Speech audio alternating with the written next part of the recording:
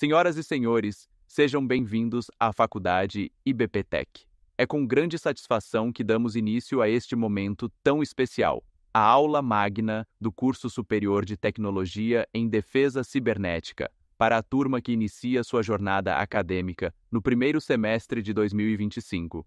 Gostaria de convidar à mesa a professora Rúbia Ferrão, doutoranda e mestra em Direito Civil pela Universidade de São Paulo, advogada e professora em Direito Digital. Hoje ela nos brinda com a aula Inteligência Artificial, Aspectos Legal e Pericial. Convido também a nossa anfitriã acadêmica, a advogada e especialista em Direito Digital, Sandra Vilela, que nos acompanhará nesta recepção aos nossos novos estudantes. E sem mais delongas, passo a palavra à professora Rúbia Ferrão, que conduzirá a nossa aula magna. Uma excelente palestra a todos. A ideia aqui é a gente abrir a nossa mente, né, sobre esse assunto, que é um assunto fascinante. Parece que é novo, mas não é. Já se fala em inteligência artificial há muito tempo, né? Mas como nós tivemos a explosão da acessibilidade à inteligência artificial no ano de 2023, com a OpenAI, que abriu, né, se fala em ChatGPT, muitas pessoas acabam achando que inteligência artificial é só o ChatGPT, quando, na verdade, nós temos muitos usos de inteligência artificial, e a partir do momento que a gente fala em possíveis usos, eu vou ter possíveis leis, já vou até adiantar para vocês que podem ser aplicadas. Já falei do ChatGPT, que é um dos mais conhecidos aí, né, que é uma inteligência artificial para formação de textos, mas nós temos muitos usos, vou ir ajudando vocês. Por exemplo, nas redes sociais, o algoritmo para fazer ali a apresentação de conteúdos de acordo com os nossos gostos, né? E como eles conhecem o que nós queremos, então também para monitoramento, que eles fazem um monitoramento preventivo para combate a terrorismo, tráfico de drogas, violação a direitos de criança e adolescente. A gente sabe que existem ferramentas de inteligência artificial que fazem a análise e muitas vezes derrubam automaticamente sem a necessidade de uma pessoa humana, né, que faz e toma essa decisão. Tanto que nós já tivemos alguns erros de confundir uma banana com arma, né? Acho que vocês já devem ter acompanhado essas notícias e outras coisas. A Tassiana está colocando insegurança da informação. Estamos vivenciando o surgimento de ferramentas com IA para identificar comportamentos maliciosos na rede. Muito bem colocado, Tassiana. Inclusive, ferramentas de perícia também, né? A gente tem visto, porque é mais fácil de detectar. E aí você me fez lembrar, quem aqui tem passado pelas ruas e tem visto, né, aquelas câmeras de segurança que estão instaladas praticamente em cada esquina, e essas câmeras, em conjunto com técnicas de inteligência artificial, né, com uso de ferramentas de inteligência artificial, tem sido possível identificar imagens de pessoas que são procuradas pela polícia. E aí depois a gente vai conversar de alguns dilemas, porque será que pode acontecer alguns erros, como já aconteceram, de pessoas que talvez acabam sendo confundidas aí com pessoas procuradas, mas depois se esclarece que não é bem quem estava ali na base de dados, mas fato é que a gente já conseguiu a prisão, isso sim, de uma pessoa procurada. Teve uma notícia recente aqui em São Paulo e num lugar bem populoso, que era ali na 25 de março, na região da 25 de março, o que demonstra a precisão, né, que essas ferramentas têm em jogos, enfim, para identificar comportamentos, principalmente quando está no meio de grupos, que pode ter tumulto e tudo mais. As ferramentas são em aeroportos, né?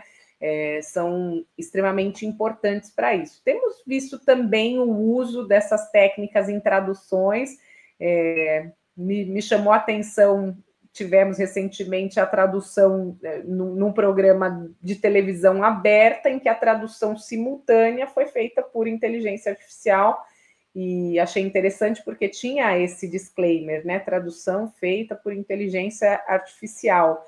Então, a função dos tradutores, dos dubladores também, porque temos uma tendência de que nos filmes talvez se use a voz do próprio ator no idioma em que está sendo divulgado o filme, dispensando ali a figura dos dubladores, né?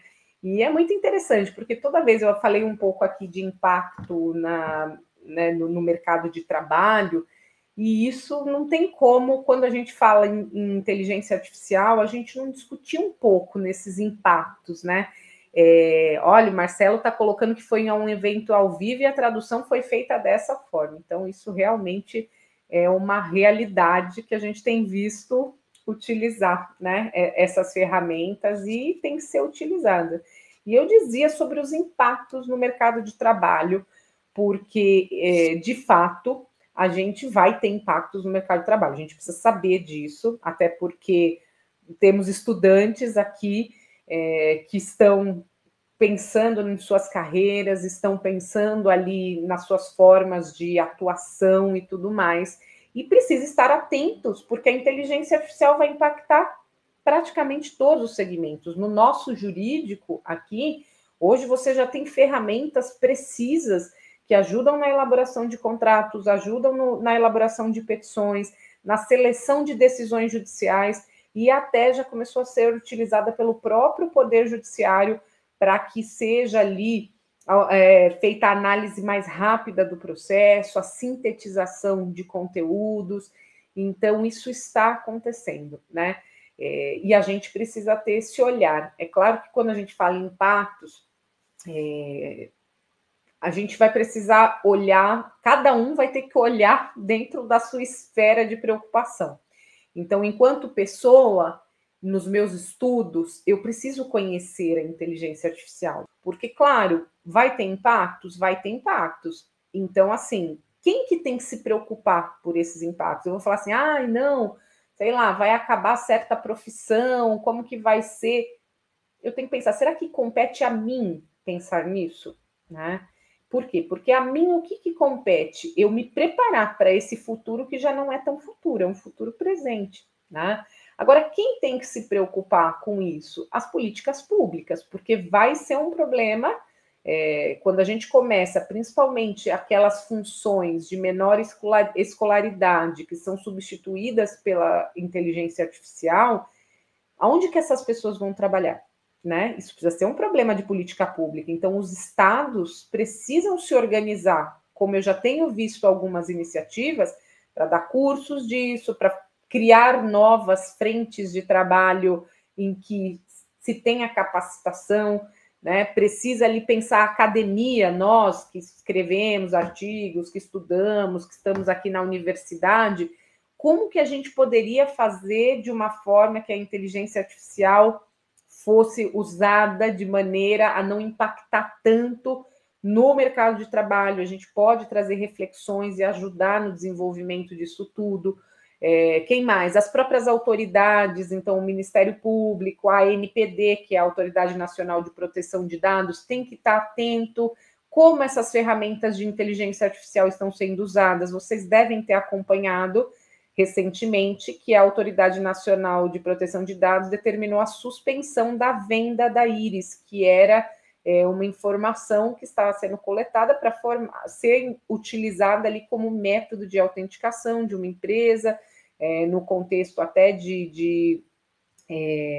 num contexto até que possivelmente no futuro serviria para identificar se um conteúdo é verdadeiro ou não, se uma imagem está com inteligência artificial ou não, mas fato é que a autoridade entendeu que as pessoas que estavam vendendo a íris talvez não estivessem ali tão familiarizadas com as razões pelas quais a Fernanda está falando, tem o recesso, saberemos qual o limite dessa utilização, exatamente.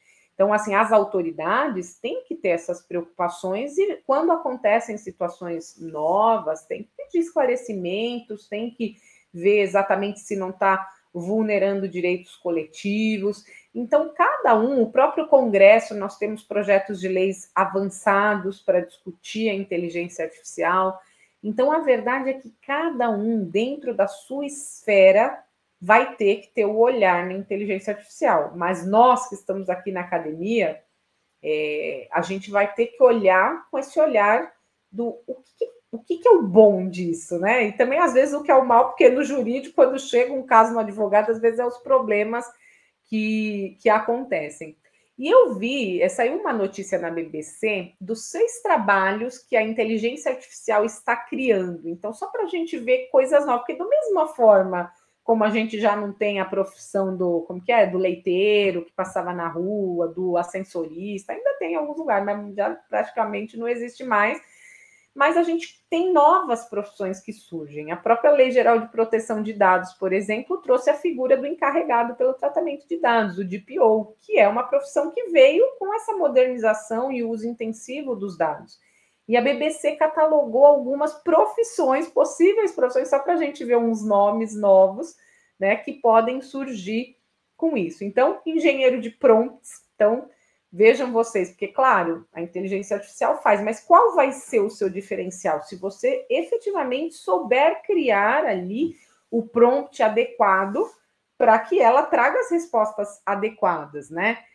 Pesquisador de inteligência artificial, especialista em processamento de linguagem natural, especialista em automação de processos robóticos, auditor de algoritmos e especialista em ética e direito com conhecimento em IA. Tinha visto uma notícia que uma criança diagnosticada com doença rara pelo ChatGPT após passar por 17 médicos. E, às vezes, né, a IA, ela, por reunir uma base de dados intensa, né, ainda mais quando a gente tem essa abertura de usuários de todo, né, porque até então quem tinha acesso à inteligência artificial era quem tinha condições de pagar muito, mas quando vem a OpenAI, por exemplo, e depois tantas outras, o próprio Google, Microsoft e tal, e abre isso, a gente começa a ter pessoas do mundo inteiro alimentando isso. Então, imagine ter a condições de comparar um relato, principalmente no contexto de uma doença rara, com pessoas que já colocaram esse relato, talvez, aí pelo mundo inteiro. E aí, a mãe decidiu, uma mãe que já tinha passado por 17 médicos, decidiu, então, descrever tudo que ela já tinha de sintomas que a criança tinha, todos os exames, colocou tudo. E o ChatGPT sugeriu um diagnóstico: síndrome da medula ancorada, condição que faz a medula vertebral se fixe de forma anormal, restringindo o fluxo sanguíneo à medida que as crianças crescem, né? Veja, uma doença raríssima. Mas o ChatGPT permitiu, com base em todo aquele histórico, chegar a um diagnóstico que ela não tinha conseguido indo por tantos médicos. Uma outra notícia que me chamou a atenção seria ali a leitura. Pesquisadores conseguiram decodificar um papiro queimado pelo Vesúvio com inteligência artificial. Então, essa parte, né? O pessoal está falando aqui mais uns casos, vou ler. Mas essa parte de usar a inteligência artificial para descobrir fatos históricos, ou então para a gente conseguir levantar questões que apenas uma base de dados, né, que consiga ali fazer a interpretação desses sinais, é algo assim realmente fantástico. Vamos lá, mas o pessoal fala, a IA está clonando a voz ou vídeo durante videochamadas e vídeo de anúncios em redes sociais e sites falsos. Gente, hoje tem que ter uma linguagem de segurança da informação com a sua família, né? Em que você precisa ter uma senha, porque se as pessoas já caíram naquele golpe do falso sequestro, imagina se aparece uma imagem sua e a voz falando, olha, estou precisando de dinheiro e tal, e às vezes foi criado por inteligência artificial. A polícia italiana encontrou e congelou quase 1 milhão de euros que foram transferidos para uma conta bancária estrangeira por um importante empresário depois que ele foi vítima de um golpe. Eu vi esse caso. Gente, pensa o seguinte, a pessoa teve lá sua voz clonada e supostamente teria dado uma autorização para fazer um depósito altíssimo. Então, veja que até nas empresas, né, políticas de compliance, a gente vai ter que conversar com os nossos colaboradores no sentido de que eles precisam se atentar aos procedimentos. Então, ainda que apareça uma imagem, assim, se esse não é o procedimento correto para fazer um depósito, uma autorização de depósito, tem que seguir esses procedimentos, né? Porque os bandidos já viram. O Robson coloca aqui, as próprias deepfakes espalhando fake news. Cada dia está mais difícil distinguir se é realmente a pessoa ou não. Nossa, Robson, você falou aqui uma coisa que é verdade, porque às vezes o conteúdo é até real, mas eu costumo desconfiar sempre. Aí, quando eu vejo uma questão, eu uso a própria internet, o buscador, para falar, vamos ver se esse assunto é verdadeiro ou não, porque hoje é isso. Mas e se no futuro alguém te atribui uma opinião que você não tem, né? Alguém te atribui uma fala que você não tem, e às vezes até uma fala ruim. Então, hoje se tem uma discussão dessa ressuscitação por ferramentas digitais, em que você conseguiria regravar músicas, né? Quantos artistas morrem e deixam letras, mas fica a letra lá, não tem quem cante. Hoje, por técnicas de inteligência artificial, esse cantor poderia, né, trazer ali a interpretação de uma música usando ali a voz por uso de ferramentas. Mas e aí, será que pode isso? Né? O nosso ordenamento jurídico não vai falar dessas coisas. Então, o que a gente foi vendo que foi acontecendo? Interpretações, né? E as pessoas, os próprios cartórios, têm desenvolvido formas de você deixar expressa a sua última vontade. A Whoopi Goldberg, por exemplo, ela deixou que ela não quer que seja utilizada a imagem, a voz dela, a obra dela, depois da morte, né? Porque, gente, pode ser que todo um trabalho que ela conseguiu construir, um legado, uma memória, de uma forma como a família autoriza esse uso posterior, pode colocar em xeque toda uma história que ela conseguiu construir. É muito delicado isso, né? A Sandra está colocando declarações de vontade que deveriam existir, e se não existe, a atribuição é feita por terceiro. Mesmo familiar, a veracidade fica prejudicada, mas tudo muito novo em evolução, exatamente. Então, gente, chegou-se à conclusão que o que você vai precisar fazer quando for utilizada a inteligência artificial é rotular que foi utilizada a inteligência artificial. Até porque, gente, eu fico pensando, e quem não conheceu, né, Elis Regina, infelizmente a gente é uma geração que às vezes não conhece a passada e acha que é uma cantora que está aí ainda, que existe, ou que estava um pouco desinformado que a pessoa já morreu e acha que estava, sei lá, pode gerar uma confusão mesmo, né?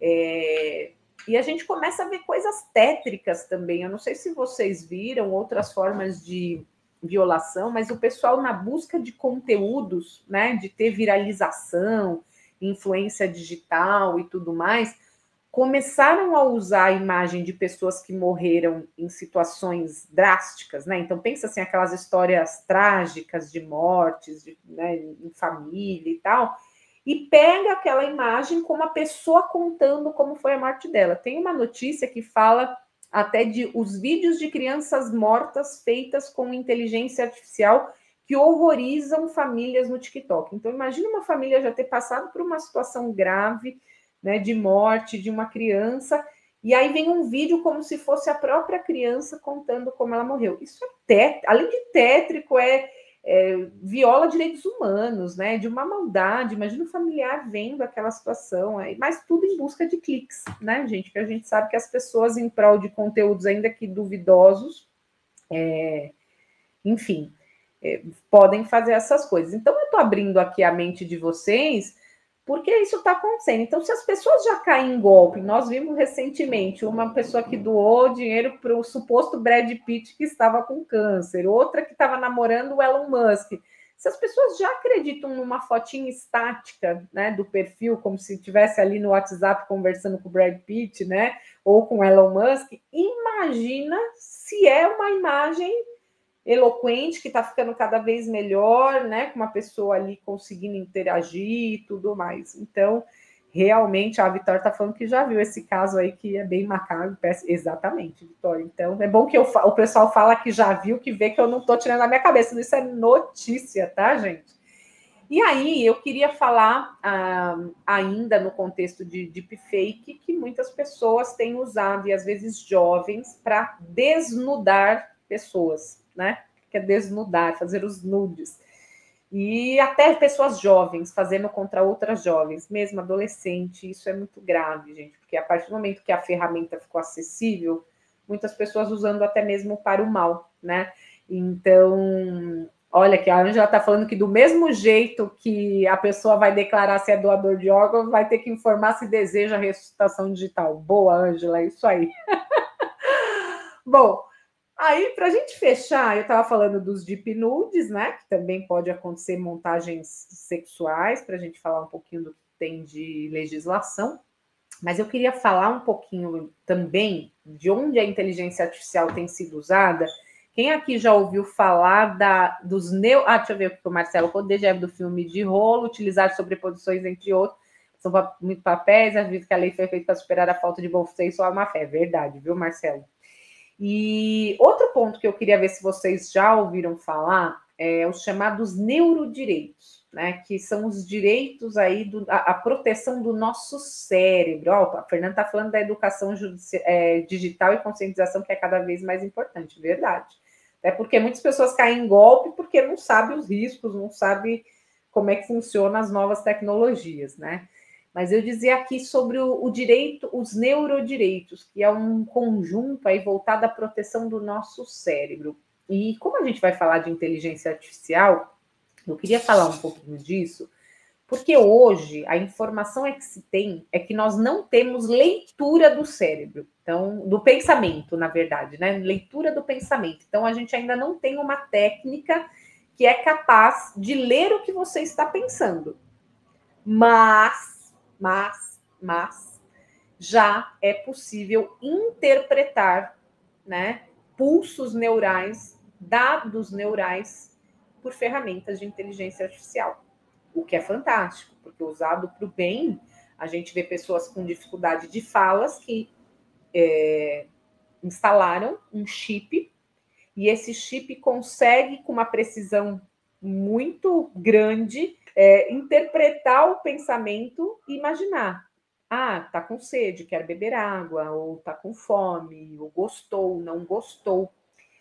E aí eu pergunto para vocês, enquanto a inteligência artificial está fora do nosso corpo, que a gente já sabe que as mídias sociais impactam na nossa cabeça, né? Já tivemos recentemente aí a proibição dos celulares nas escolas, porque os jovens estavam com a saúde mental muito delicada, de tanto uso excessivo, né? Principalmente de redes sociais, jogos, celular e tudo mais. Chegou um momento que o Estado precisou intervir e falou, não, temos que bloquear isso aqui porque está virando uma questão de saúde pública, né? Pessoas sendo diagnosticadas com TDAH e aí vai ver é só uma questão de excesso de tela, problemas no dedo, que começa a ter entortamento no dedo, entortamento da postura, as pessoas ficando corcunda de tanto ficar no celular, enfim. Então, riscos que foram sendo conhecidos, que foram sendo mapeados e sendo tomadas políticas públicas para evitar, na verdade, para proteger a coletividade.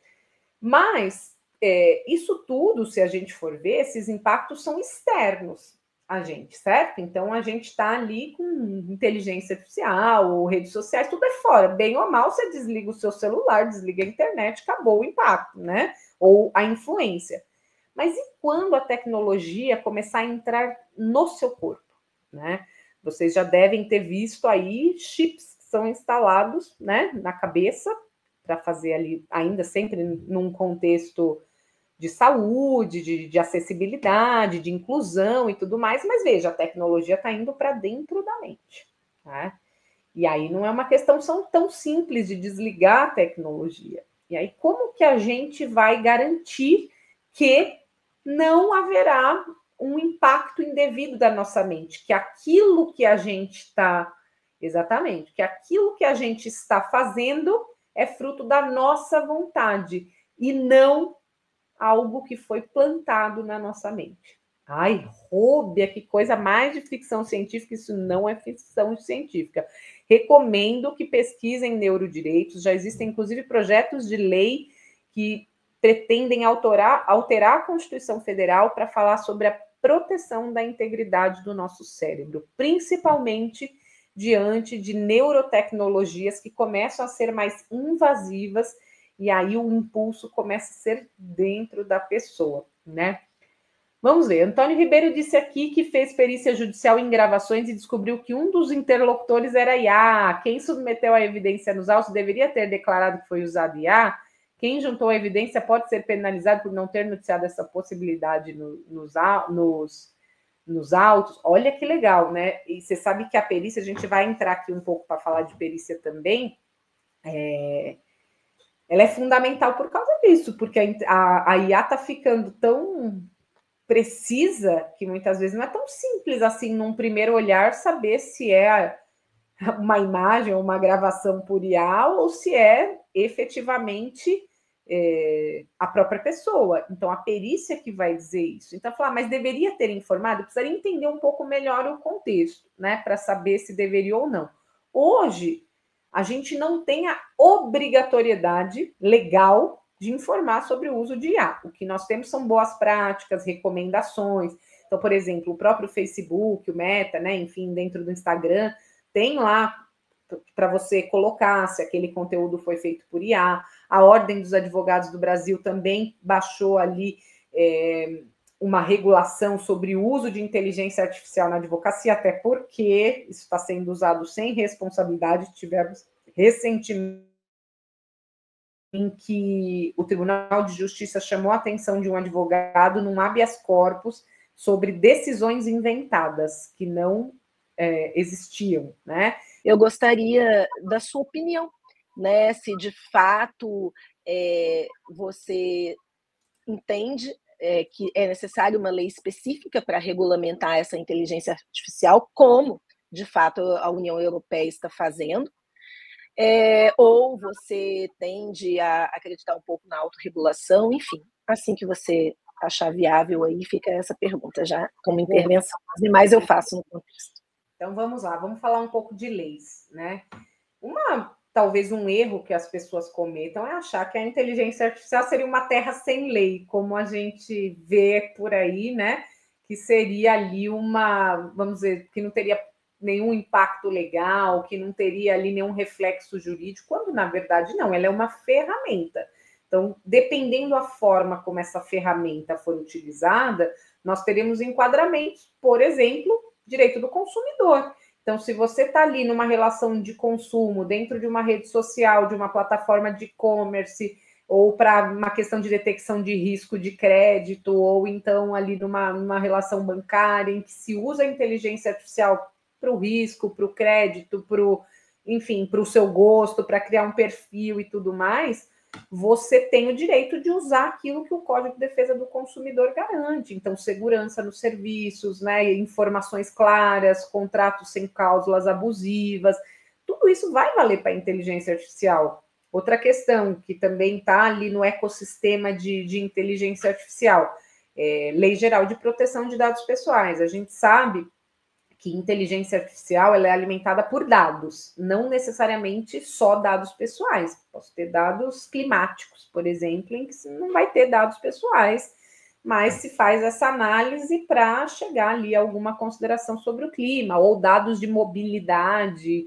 e não tem dados pessoais, mas também podemos ter informações de saúde, como eu disse do caso, né, de análise de diagnóstico, né, ou que aí seriam dados pessoais sensíveis, ou no contexto de redes sociais, as decisões automatizadas, e a própria LGPD já fala sobre decisão automatizada. É um direito do titular ter a revisão de uma decisão automatizada. E qual foi a crítica disso? Porque na primeira versão falava de uma revisão por uma pessoa humana, hoje é uma revisão, uma revisão, ainda que a própria máquina revise. Então, foi uma crítica também que se teve a isso. Que mais? Propriedade intelectual, outros direitos autorais, é uma discussão muito grande, porque a gente vai ter, sim, muitas questões de plágio, né? Talvez vocês vão ainda ver a minha aula sobre direitos autorais e software e tal. E o que acontece? A gente sabe que a inteligência artificial se alimenta de obras, de textos que são protegidos por direitos autorais. Alguns jornais já buscaram ordem judicial para que a inteligência artificial não use os dados que estão nos seus sites, nos seus jornais e tudo mais. Então, a gente tem, sim, o risco de parasitismo, né? De aproveitamento parasitário de obras, e eu imagino que a parte de propriedade intelectual vai crescer, porque a gente vai ter muita discussão sobre isso. Ainda a gente tem previsões no Código Penal. Eu cheguei a comentar com vocês sobre a questão do deep nude, né? Então, ali usar o deepfake, então, ferramentas para, enfim, desnudar ali as mulheres. E hoje nós temos um crime no Código Penal, está lá no artigo 216b, que fala do crime de montagem, né? Então a gente tem você produzir produzir, fotografar, filmar, registrar conteúdo de cena de nudez ou ato sexual, libidinoso, tal, sem autorização, é um crime. Mas se você fizer a montagem, também se equipara a esse crime. Então, no aspecto penal, nós já temos uma proteção. Mas criar um deepfake, por exemplo, no contexto de fake news, a gente não tem crime para isso. Nem sei se é o caso, mas nós não temos. Onde que eu vou enquadrar uma fake news voltada ali ao uso de uma imagem, da voz de uma pessoa, num contexto em que eu não tenha crime sexual, por exemplo, essa montagem sexual, no Código Civil. Então, violação de direitos de personalidade. Então, qual direito de personalidade? Direito da imagem, a honra, porque às vezes a forma como a pessoa... Por exemplo, vocês devem ter acompanhado o Fernando Haddad, que teve ali uma série de ataques, né, relacionados, não ataques, mas montagens, na verdade, é o que eu queria dizer, sobre supostamente o que ele fala no governo e tal. E algumas pessoas chegaram a acreditar que ele ia taxar, sei lá o quê, fazia ali montagens. Então, veja, nesse contexto, você pode ter a proteção da imagem, da honra, porque ainda mais está num contexto ofensivo, difamatório, calunioso. Então, a pessoa, às vezes, sei lá, faz um contexto como acusando de crime e tal. Então, a gente pode ter ali nesse contexto ou crimes contra a honra ou questões indenizatórias pelo uso indevido da imagem e tudo mais. Mas vejam, gente, tudo isso a gente tem uma interpretação, mas super possível de ser realizada. Ainda no contexto de inteligência artificial, eu chamaria atenção para compliance, né? Porque foi o que a Sandra colocou, a gente já está tendo regulação, né, na Europa. E o nosso modelo é só, mas nos Estados Unidos... Gente, Brasil não se espelha nos Estados Unidos. O nosso modelo legal, ele é um modelo que vem Europa, né? Que vem do latim, que vem de outra parte. Nós somos o civil law, que é o direito positivado, não é o common law dos costumes. Então, a nossa sociedade não é uma sociedade que permite essa autorregulação, em poucos casos que isso acontece. Nós temos um modelo instituído no Estado brasileiro, né, que é um modelo de muito mais intervenção, de muito mais protecionismo. Então, a gente tem Justiça do Trabalho, que é protecionista, Direito do Consumidor, que é protecionista, Proteção de Dados, que é protecionista. Então, deixar só essa parte para autorregulação, entrando aí na minha opinião, eu vejo que não funcionaria muito bem, porque não é o nosso modelo. Só que uma regulação, muitas vezes eu vejo pessoas querendo regular o que não precisaria ser regulado, como eu disse para vocês, as leis que estão aí se aplicam a essas coisas. Então, eu acho que o nosso desafio na regulação é tentar estabelecer aquilo que realmente precisa ser regulado. Alguém colocou aqui agora, eu esqueci quem, mas não informou que usou inteligência artificial. Dentro dos projetos de leis que estão em discussão, um dos direitos vai ser o direito à transparência, que você precisa informar sobre o uso de inteligência. Isso, o Antônio colocou aqui, Antônio, desculpa, aqui foi colocado uma questão sobre o uso de inteligência artificial em perícia. Então, se nós tivermos uma regulação que determine a transparência de forma obrigatória sobre o uso de inteligência artificial, aí não é mais uma melhor prática. Aí não é mais uma conveniência. A gente vai ter uma obrigação legal. E aí está o ponto, né? Porque se a gente se eu não tiver determinações para que esses sistemas de inteligência artificial sejam auditáveis, que se tenha ali a trilha da forma pela qual ele foi desenvolvido, como que aquela decisão foi tomada, qual foi a base de dados que alimentou e tudo mais, eu não vou ter obrigação legal para ter esse tipo de informação.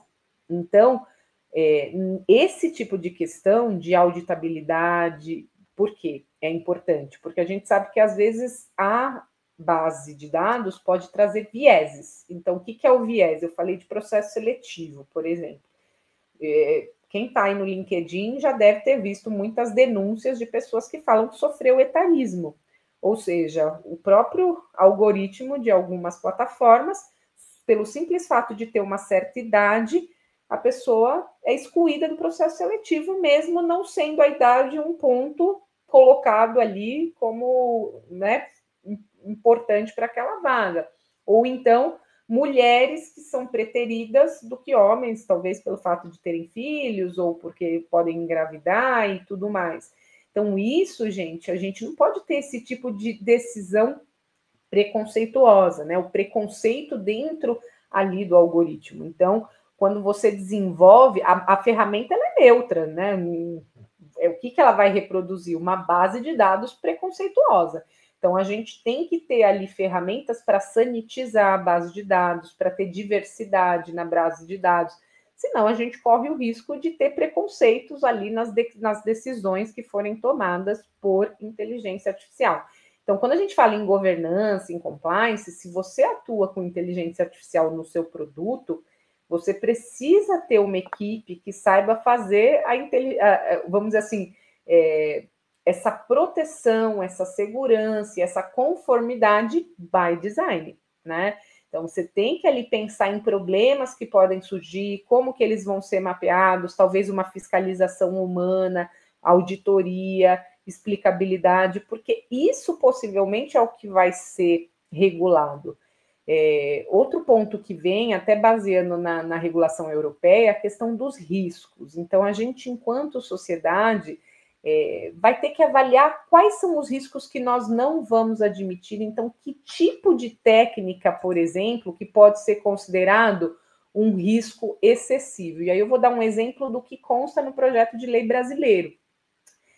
Por exemplo, vai ser proibido, se passar, né, virar lei e tudo mais, que se empreguem técnicas subliminares que tenham por objetivo ou efeito induzir uma pessoa natural a se comportar de forma prejudicial. Então, lembra para vocês do chip que eu falei? Vai ser proibido você tentar plantar memórias, por exemplo, numa pessoa, ou fazer algum tipo de procedimento em que a pessoa perca o controle das próprias decisões. Aí você fala, Rubens, está assistindo muito filme. Gente, tem remédio que faz isso. Tem uma decisão judicial que mostra que um determinado remédio gerou um efeito de compulsão para jogos numa pessoa. Então, se um remédio pode impactar o nosso cérebro, imagine uma tecnologia. Quem aqui duvida que isso possa vir a ser possível, né? Então, a gente tem que ir colocando limites ali daquilo que não pode ser feito, ainda que, né, que isso seja possível tecnologicamente falando, ela não pode ser possível em termos de sociedade, né? Então, que mais? Aqui, explorar a vulnerabilidade de grupos específicos, ou então o poder público usar isso, né, como forma de avaliar, classificar, ranquear pessoas naturais. Estou vendo aqui algumas passagens que eu acho legal do projeto de lei. Então, nós vamos ter risco excessivo, alto risco. Para quê? Para trazer mais exigências. Porque hoje, até a própria questão de quem responde pelas consequências, né? O carro autônomo que atropela e mata uma pessoa, quem responde? No cível é fácil, seguro paga a indenização, a empresa paga a indenização, ok. Mas e criminalmente falando, se um carro autônomo mata uma pessoa, quem deve ir para a cadeia? Ninguém? Como que fica? É o desenvolvedor? É o presidente da empresa? É o representante legal? Quem que é, né? Então, a gente tem dilemas que não tem resposta. Tem coisas aqui que a gente não vai conseguir ter essa resposta, né? E, às vezes, quando a gente fala em crimes digitais, é isso. Hospitais estão cada vez mais automatizados e aí a gente tem ali questão de uma possibilidade de invasão do sistema e dá uma ordem, uma alteração na prescrição e a enfermeira vai e aplica a injeção letal. Quem matou foi a enfermeira? Né? Ela tinha o dolo de matar? Não, ela cumpriu o que estava no sistema. Então, quem colocou a informação no sistema? Estão vendo? Estou alucinando muito? Vocês estão conseguindo acompanhar? Enfim, a ideia mesmo era trazer essa visão do que direito de software, contratos é importante, porque na própria parte de desenvolvimento de ferramentas, Isso, a Sandra está falando que a sociedade está em transformação e a ética também está, é verdade, e vai impactar muito mesmo nas leis vigentes. Então, gente, temos o Marco Civil da Internet também, a questão dos registros eletrônicos e tudo mais. Bom, queria falar um pouquinho de perícia. Não sei se a Sandra quer aproveitar e colocar alguma pergunta aqui, ou se eu posso seguir. Sandra, me diga. Rúbia, sim, eu gostaria de te pedir para justamente, né, nós temos aqui, né, uma das perguntas aqui que a gente preparou foi: qual a relação entre inteligência artificial e atividade pericial? Né, acho que isso você trouxe, né, inicialmente aí uma visão, por óbvio e consequente, que cada vez mais a perícia, né, ela vai ser essencial, né? O seu assistente técnico, o seu perito técnico, que ainda vai estar acompanhado de uma ferramenta de IA, né? Que a gente falou no começo, no ano passado, a gente já estava ano retrasado, salvo engano, falando de IA periciando IA. Então, o que você traz para a gente nesse sentido aí, na sua experiência, né, no seu hands-on aí de trabalho e desse tempo que você tem também aí de muita experiência, né, junto a peritos, a todo esse meio probatório aí, no judiciário? Acho que é importante a gente fazer esse vínculo, né? E eu acho que dá para a gente olhar sobre duas vertentes. Uma, essa que a Sandra colocou. Então, a importância da perícia para elucidação, para esclarecimento, para investigação de coisas que envolvam a inteligência artificial. Então, em golpes, se aquela imagem é uma imagem criada por inteligência artificial, ou em questão de exposição de privacidade e intimidade, ou então em invasões e tudo mais. Então, a gente vai ter a importância da perícia para o esclarecimento do fato que aconteceu com o uso de inteligência artificial. Então, esse é um dos pontos, vamos dizer assim, da relevância da perícia. Isso vai estar em alta, porque, como foi colocado aqui, a gente tem horas que não dá para saber se é verdade, se não é, se aquela pessoa que está aparecendo falando é ela mesma, ou foi uma brincadeira e tudo mais. Então, a perícia vai nos ajudar a dizer, né? Fiquei até surpresa aqui com a informação que até em processos o pessoal está usando sem informar, e aí a perícia depois detecta que não foi a pessoa que falou aquilo que supostamente lhe está sendo atribuído, né? E, por exemplo, no contexto, até uma questão nova desse sentido, eu falei para vocês do uso de ferramenta de inteligência artificial interna para acessibilidade, para leitura de fala e tal. E no contexto dos nossos estudos acadêmicos, surgiu a seguinte questão: e se, né, alguém, vamos supor que essa pessoa que tem deficiência de fala, enfim, ela seja uma pessoa muito rica, né? E supostamente alguém programa ali uma inteligência artificial para receber um testamento, para falar que essa pessoa quis casar.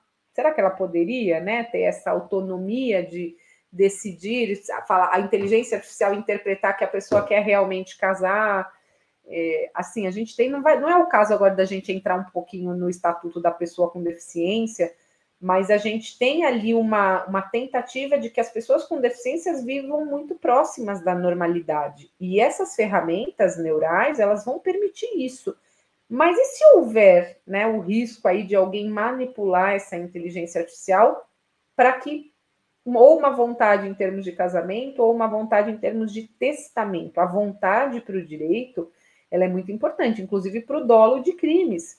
Então, será que como que vai ser essa auditabilidade quando a pessoa toma uma decisão que a forma de ser expressada foi pela interpretação feita por inteligência artificial? Não temos essas respostas ainda, né? Mas eu diria para vocês que a perícia, se alguém desconfiar que isso, né, possa ter sido invadido o sistema, isso não é fruto da vontade, pode contestar, porque quem perde a herança, meu filho, não vai deixar isso barato, não, vai querer saber se isso é efetivamente à vontade e tudo mais. Então, me lembrei desses aspectos. Agora, o que a gente... Aí não é muito a minha parte, né? Mas é o que eu tenho visto no mercado, e com certeza vocês vão estudar isso ao longo das aulas, que é o uso da inteligência artificial na perícia. Porque, gente, humanamente, eu trabalho há muitos anos com os peritos, e uma crítica, não sei se tiver perito aí quiser me ajudar, é justamente essa análise de dados, que geralmente o perito tem que ficar ali fazendo um trabalho arqueológico de caçar dados, né, apagados, subscritos e tal.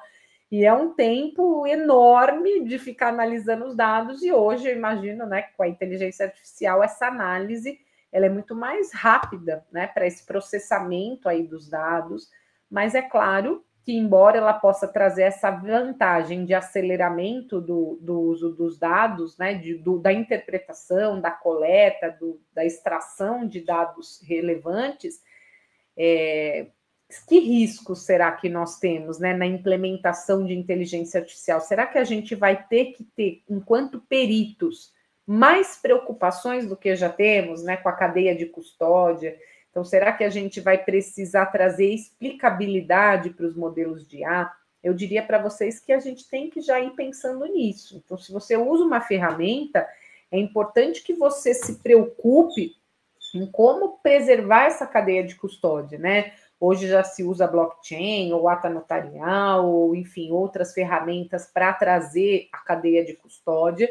E quando a gente vai ter essa interação da inteligência artificial com provas, como eu consigo dizer que a inteligência artificial não alterou o cenário? Porque, por exemplo, a gente já viu, no contexto de inteligência artificial generativa, às vezes ela alucina, coloca coisas, né? Eu vi uma notícia que um jornalista mostrou que a inteligência artificial colocou que o Senna morreu em Interlagos.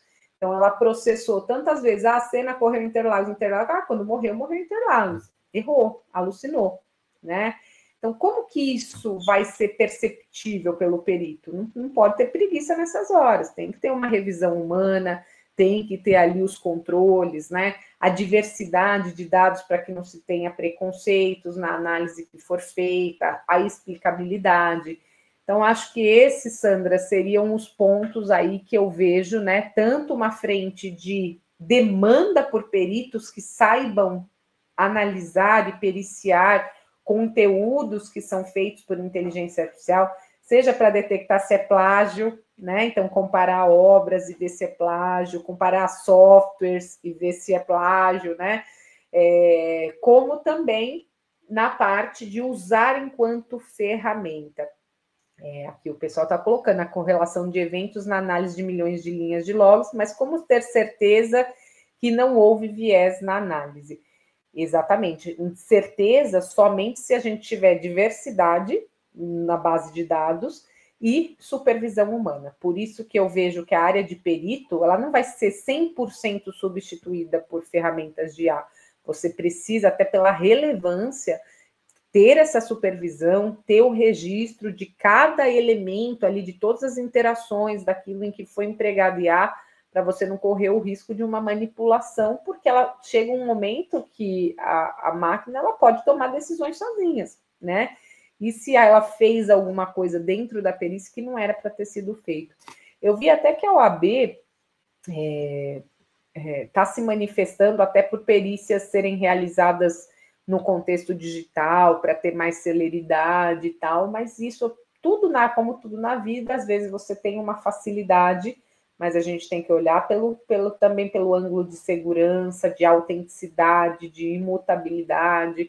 Tudo isso vão ser preocupações que precisam ser analisadas. E nós, advogados, quanto representantes aí da parte, precisamos ser informados se houve ali algum tipo de inteligência artificial, até para que você possa ter uma dupla análise, uma confirmação, se vier algo que você entenda que está fora ali do que você ouviu sobre o caso, do que a parte alega, né? Então, possivelmente, a gente vai precisar ter esse tipo de cautela, ainda que a lei, no momento, não exige. Então, quando eu falo para vocês que eu vejo a necessidade de uma regulação, é porque tem certas coisas, como auditoria, explicabilidade, informar a origem de bases de dados. Quando a gente está no contexto de dados pessoais, talvez a gente consiga ter ali um vínculo com a LGPD e ter essas obrigações. Mas se a gente está falando em outros contextos, eu não vou ter essas obrigações, né? E são coisas importantes para o convívio em sociedade. Infelizmente, o Brasil, às vezes, não tem uma cultura de prevenção, né? E isso, às vezes, é fundamental, porque depois pode ser que não tenha mais conserto. Então, você tem que... A própria Lei Geral de Proteção de Dados elegeu a segurança como um pilar essencial, né? Porque não dá para você falar em proteção de dados se você não tiver segurança. E dentre os pontos que ela coloca é que você tenha medidas técnicas e administrativas voltadas ali à proteção de dados. No contexto de inteligência artificial, como mitigar isso? Enfim, se a gente pega o próprio projeto de lei, ele fala de alguns contextos de se tornar obrigatório você realizar uma avaliação de impacto algorítmico. E a gente imagina que vai ter demanda por profissionais, porque essa avaliação ela seria feita por profissionais que têm conhecimento técnico, científico e jurídico, né? Então, você teria, primeiro, a IA não é preconceituosa, até porque ela é uma ferramenta, né? Por mais que a gente pareça uma pessoa, tem gente querendo casar com robôs, tá? A gente já tem gente querendo casar ali com inteligência artificial e tudo, né? Mas ela ainda é uma ferramenta. Então, o que é preconceituoso? A base de dados. Então, você tem que ter medidas que você mitigue para evitar uma base de dados preconceituosa. Então, ela precisa ser representativa. Nós já tivemos aí casos de créditos que foram oferecidos, para o homem era um preço e para a mulher era outro, mesmo os dois morando no mesmo endereço, sendo casados, tendo uma idade parecida, porque o crédito era mais caro para a mulher e mais barato para o homem. Vai existir o direito, no contexto de LGPD já existe, de perguntar o porquê. Quero saber porque, se eu sabendo que tem duas situações semelhantes, para um ficou mais caro e o outro mais barato. Então, será que a IA, na análise, ela só não considerou informações? Muitos mais homens pedem empréstimos e tem ali um índice X de risco ou não risco. Então, a gente precisa ter base de dados que tenha representatividade, diversidade. As equipes precisam ter diversidade para apontar questões, auditoria, análise de impacto algorítmico, principalmente, né, no contexto de alto risco. Então, quando você tem ali no contexto de dados sensíveis ou de decisões relevantes, precisa ter essas análises, porque essa mitigação muitas vezes é feita com procedimentos prévios, né, e preparatórios e análises que são feitas para a gente conseguir, então, detectar o risco e mitigar. Senhoras e senhores, chegamos ao fim de nossa aula magna. Foi um privilégio compartilhar este momento com todos vocês e dar as boas-vindas a esta nova turma do Curso Superior de Tecnologia em Defesa Cibernética da Faculdade IBP-TEC. Agradecemos imensamente à professora Rúbia Ferrão por sua brilhante palestra e por nos proporcionar reflexões tão relevantes sobre os aspectos legais e periciais da inteligência artificial. Também agradecemos a nossa anfitriã acadêmica, a advogada Sandra Vilela, por sua presença e apoio neste evento especial. A vocês, nossos novos alunos, desejamos uma jornada acadêmica repleta de aprendizados, descobertas e sucesso. Que esta seja a primeira de muitas experiências enriquecedoras ao longo do curso. A Faculdade IBP-TEC está à disposição para apoiá-los em cada passo dessa trajetória. Mais uma vez, muito obrigado a todos pela presença. Tenham um excelente início de curso.